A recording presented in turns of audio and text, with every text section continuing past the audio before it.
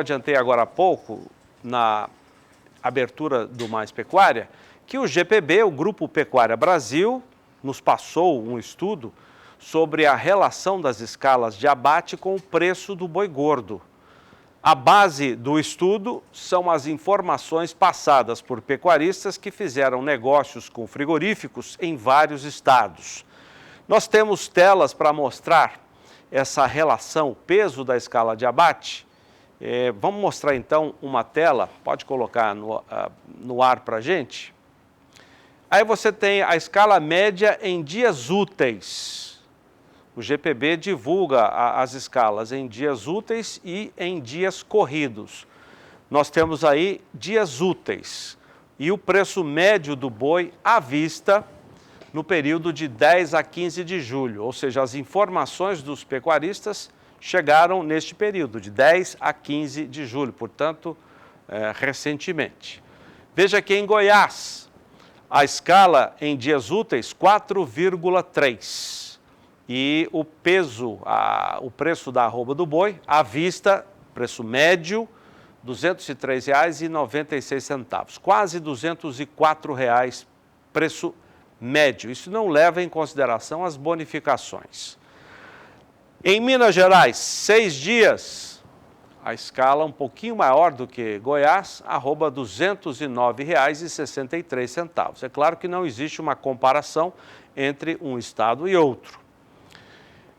Em Mato Grosso do Sul, 5,4 dias de escala em dias úteis, arroba do boi gordo, preço médio, mais de R$ 208.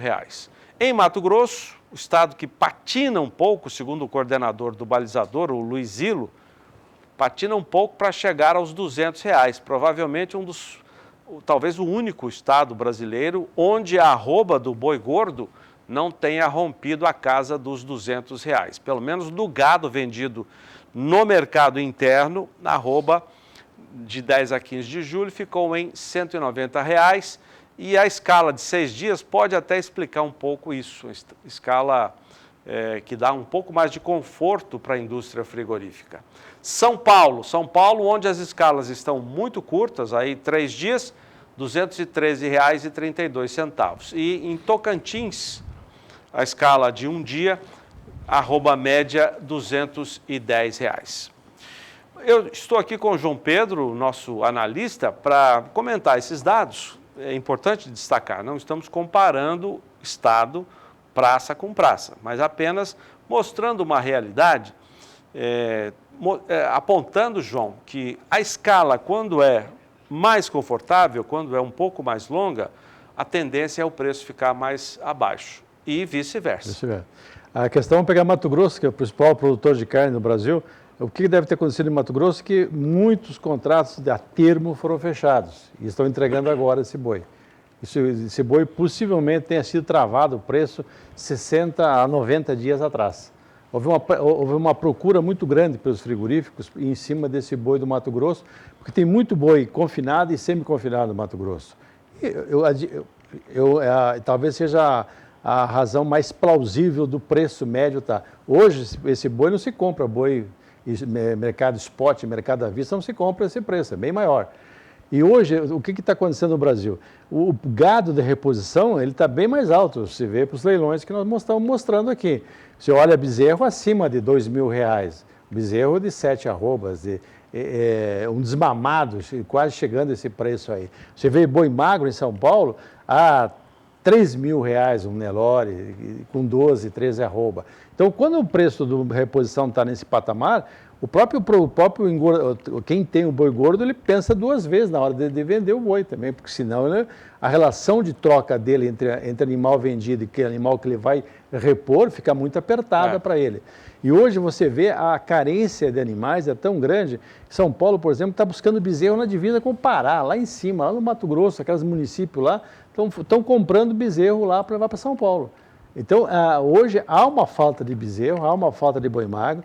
Os 3 fatores que estão fazendo, a soma dos 3 fatores está levando a essa firmeza do preço do boi, essa melhora no preço do boi, se comparar com um ano atrás.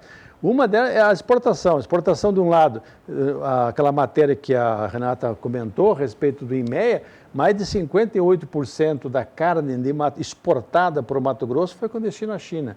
Com certeza, esse boi China pegou 10, 15 reais. Teve a bonificação, a bonificação. com certeza. Não tinha esse preço, não estava, mas deve ter recebido.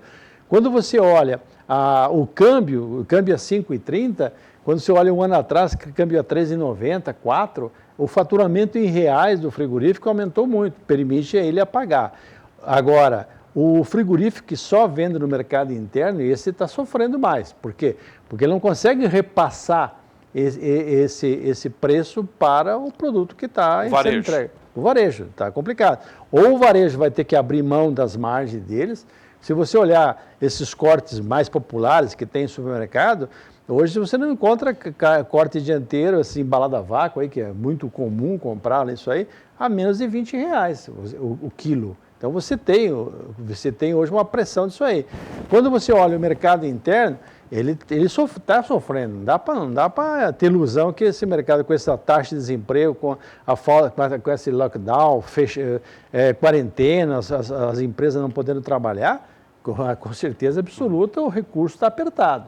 E você vê a confiança do consumidor também, ele está segurando que pode, porque daqui os próximos 30 dias, 60, é uma incógnita.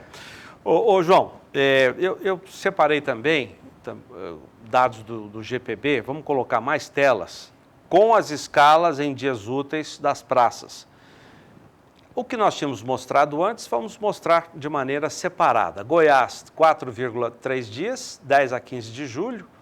Minas Gerais, 6 dias. Mato Grosso do Sul, 5,4. Mato Grosso, 6. São Paulo, 3. E Tocantins, 1 dia útil.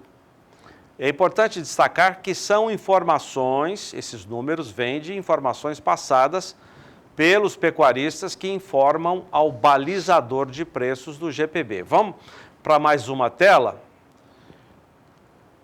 Aí um pouquinho mais das escalas.